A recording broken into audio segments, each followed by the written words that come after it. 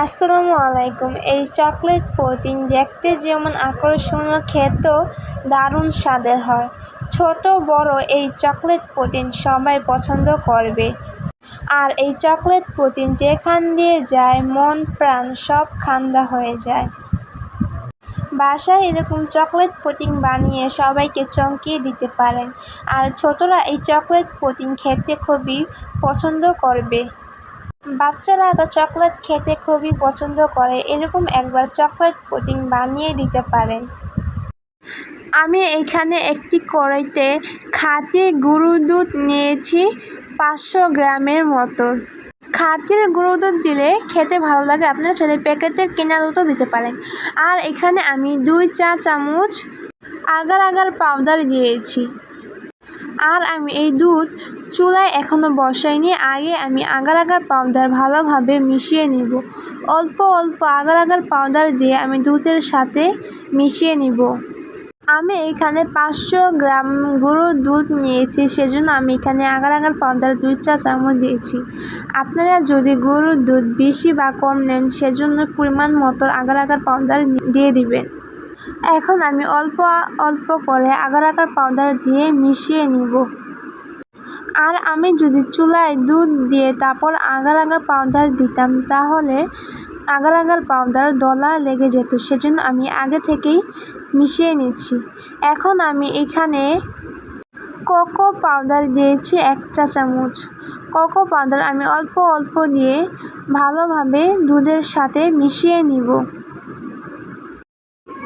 আমার cocoa powder মেশানো হয়ে গিয়েছে। এখন আমি এখানে আধা কাপের কম চিনি নিয়েছি। আপনারা আপনাদের স্বাদ অনুযায়ী চিনি দিয়ে দিবেন। আমি চিনি কম খেতে পছন্দ করি, সেজন্য আমি এখানে মিষ্টির পরিমাণ কম দিয়েছি।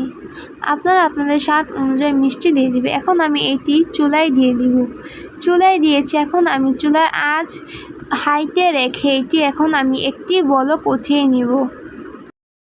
দেখতে পাচ্ছেন এ পর্যায়ে এসে দুধ বলক উঠে গিয়েছে। এখন আমি চুলার আঁচ মিডিয়াম টু লোতে রেখে 1 বাটি চকলেট আমি দিয়ে দিব।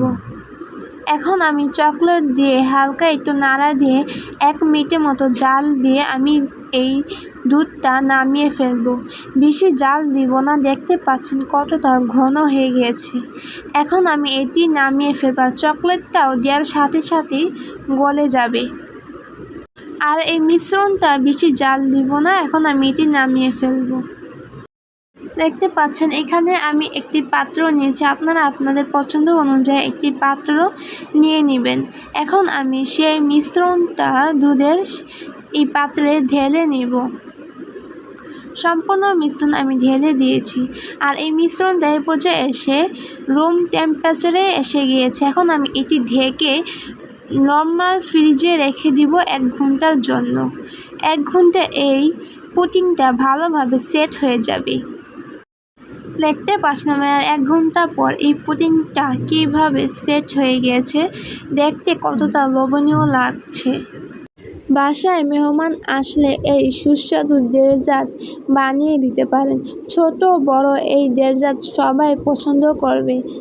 এখন আমি এই পুডিংটা কেটে নিচ্ছি। আপনারা আপনাদের পছন্দ অনুযায়ী কেটে নেবেন। জাস্ট দেখেন, নাইফ দিয়ে ধরার আগে এই পুডিং কেটে যাচ্ছে। এই পুডিং বাচ্চাদের বানিয়ে দিতে পারেন। আর যাদের চকলেট পছন্দ তাদের জন্য এই ডেজার্ট একেবারে পারফেক্ট হবে। বাসায় মেহমান আসলে কম সময়ে এই আকর্ষণীয় ডেজার্ট বানিয়ে দিতে পারেন। আর বাচ্চারা তো এই পুডিং খেতে খুবই পছন্দ করবে। ভিডিওটি ভালো লেগে থাকলে লাইক, কমেন্ট, সাবস্ক্রাইব করে আমাদের পাশেই থাকবেন। তাহলে আজ এ পর্যন্তই। নেক্সট ভিডিওতে আপনাদের সাথে আবারও দেখা হবে। ভালো থাকবেন, সুস্থ থাকবেন। লাইক অ্যান্ড সাবস্ক্রাইব করে আমাদের পাশেই থাকবেন। আল্লাহ হাফেজ।